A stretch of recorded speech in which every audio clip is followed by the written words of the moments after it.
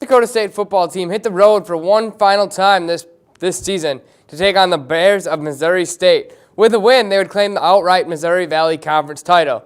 So there you see Easton Stick, the record-breaking quarterback, looking for win number 44. Needs 5 wins to break the record. And you see him right there dropping back. His Dallas Freeman for a 29-yard touchdown pass as the Bison take an early lead 7-0. Stick on the very ensuing drive finds Ellison for another 29-yard touchdown pass. Bison lead 13-0 as extra point failed. Stick dropping back to pass yet again as he finds Brock Jensen right up the middle on a go route. The Bison lead 20-0 at the end of the first quarter. Later on in the second quarter, in the first quarter, just in the beginning of the second quarter, Easton Stick finds Ben Ellison for a 5-yard touchdown pass. The Bison lead 27-0. They would take a 27-0 lead into the halftime. And you see Adam Cofield finding the end zone for a 14-yard touchdown run. The Bison went on to win 48-7. Easton Stick 15-24, 238 yards, 5 touchdowns. Second interception of the season. Adam Cofield finally having himself a day, 12 carries, 85 yards, and 2 touchdowns. The last time the Salukis and the Bison met up, Easton Stick was starting his second collegiate game. The Salukis come into the game scoring 31 points. The Bison have only allowed one team to put up more than 30 points throughout the season.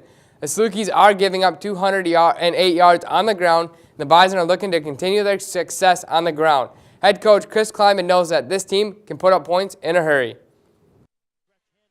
Just say, well, they can only beat you throwing the football, or they only can beat you running the football. I'm really impressed with their wide receiver group. They're really talented. They're long, athletic guys that can run. They've got a power back. They've got a change of pace back. They've made an adjustment at quarterback, and he does a little bit of everything. It is senior day for the Bison, and they have the opportunity to do something special, and that is be the first Bison team to go undefeated since the 2013 squad. This game can be seen on NBC North Dakota with kickoff at 2:30 p.m. After dropping their season opener, the North Dakota State men's basketball team returned home for their home opener. The Bison look to win their home opener for the 15th consecutive season and the 3rd straight time since the new arena opened. Pick it up right away in the first half. You see the Bison team welcoming home them. Tyson Ward, he gets a steal here. He's going to take it coast to coast, and he gets the lay-in. The Bison, however, trailed 10-6 early on. Later on in the first half, Jordan Horn dishes to Tyson Ward. As the Bison go up 19-15 with just over 8 minutes left in the first half. Later on, Tyson Ward very excited. Later on, Horn finds Dangu, and Dangu does what he does best, and he jams it home with the big old flush. The Bison are up 33-25 with just over a minute and a half left in the first and the second half. Dangu drives to the bucket, and he gets the easy score. Bison up 77-56 with 3:05 remaining.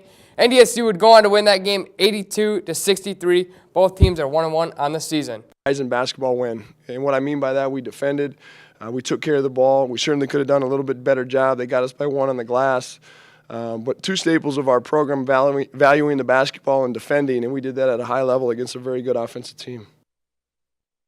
The NDSU men's basketball team, as I just mentioned, won 82-63. Tyson Ward had 16 points, 6 rebounds, 3 assists. Dangu also had 16 points and 6 rebounds. Taking on to the NDSU women's side, Emily Dietz cleans up the miss from Riley Newdell. NDSU goes up 2-0 early on. Later on in the first quarter, Emily Newdell finds Dietz yet again for the short jumper. Bison are up 4 early on. Riley Newdell finally gets her mid-range jumper to fall. The Bison trail 10-6. Later on in the first quarter, Emily Dietz drops her defender, and Spencer drops her defender and to find Dietz for 3. Bison trail 9-10. At halftime, NDSU would trail UNH New Hampshire 27-23. Later on in the third quarter, Michelle Geislerova is found by Maria Fernandez, one of her 4 straight in the quarter. Bison down 1. Later on in the fourth quarter, Caroline Susi, she picks off Geislerova and drives to the bucket for 2. The Hampshires that we experienced in the game today, and we did it. You know, no bigs,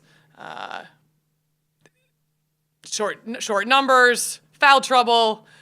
you name it, we hit it. And what I'm very proud of our players for doing is turning inward to themselves, to each other, to find a way to be successful. The Bison get their their second win of the young season as they win 56-51. Michelle Geiserova led the way with 16 points and 5 rebounds. Next up, the Bison will travel to Wisconsin on Saturday for a tip at 12 p.m. at the Kohl Center. After defeating Oral Roberts on Friday night, the North Dakota State volleyball team headed to South Dakota to have an opportunity to clinch a spot in the Summit League tournament. The Bison were unable to get the victory as they were swept 3-0. Allie Murphy paced the Bison with 7 kills, while Ivy Close led the Bison on the defensive side with 21 digs. The Bison do advance to the tournament as the 6th seed, however. The Summit League volleyball tournament kicks off on Friday night in Denver, Colorado, with the number 4 seed Purdue Fort Wayne Mastodons taking on the 5 seed, the Fighting Hawks of North Dakota. That match is scheduled to start at 4 p.m. Central Time, and the winner will face top-seeded Denver on Saturday at 4 p.m. Second match has 3-seeded Omaha Mavericks taking on the 6-seeded Bison of North Dakota State. The winner of the match will take on the South Dakota Coyotes on Saturday at 7 p.m. The championship match is scheduled for 3 p.m. on Sunday and can be seen on ESPN3. The winner will receive the automatic bid into the NCAA tournament. The 48th Bison Open was held over this past weekend. There were a total of 8 teams competing in the tournament, including 3 ranked teams. 11th ranked Arizona State took 7 out of 10 weight classes. Jesse Shearer and Michael Otomo placed second in the 174 and 184 pound weight classes, respectively. Dan Streibel, McGuire McGiff, and TJ Pottinger finished the third in the 285, 133, and 184 weight pound class, respectively. The Bison will now travel out west to take on Fresno State on Friday at 9 p.m. Then they will compete in the Roadrunner Open at CSU Bakersfield on Sunday. And a reminder to all Bison fans that the FCS bracket comes out on Sunday at 11:30. Bison projected to be the number 1 seed unless the Salukis can pull off the upset. But as of now, Bison the 1 seed. All right, thank you, Eric. Stay with us after the break for this week's Bison on the Street.